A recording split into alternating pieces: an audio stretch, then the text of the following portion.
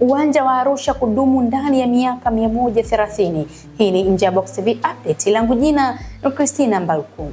Naibu Waziri wa Habari, Utamaduni na Sanaa na Michezo, Hamisi Mwijuma, Mwana FA, amesema kuwa uwanja wa mpira wa miguu wa Arusha utakaokamilika utakuwa na uwezo wa kudumu kwa miaka 130 huku ukiwa unafanyiwa marekebisho kila baada ya miaka 10. Uwanja huu kama ambavyo nimeshasema utakuwa unaweza kuchukua watu 32,000, uwanja wa kisasa kabisa, pengine kuliko uwanja wowote kwa nchi za Afrika Mashariki na Kati.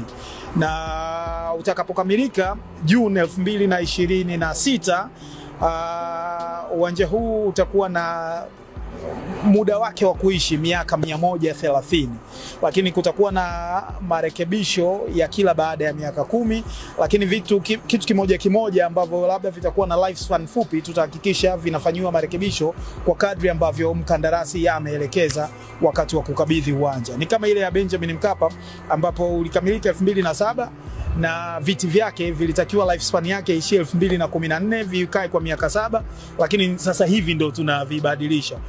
Kwa hivyo nafikiri tuko makini kuhakikisha hilo halitatokea na uwanja huu, tufanye marekebisho na ukarabati wa mara kwa mara kama ambavyo itakuwa imeelekezwa, ili kuhakikisha ya kwamba hatupati gharama kubwa za kufanya ukarabati wa pamoja baada ya vitu vingi kuharibika kwa wakati mmoja.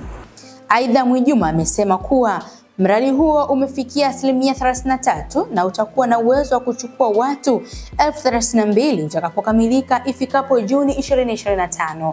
Hii ni Nje ya Box TV update, langu jina ni Christina Mbalku. Usisahau kusubscribe, like na kushare ili wa kwanza kupata notification tunapoacha updates mbalimbali.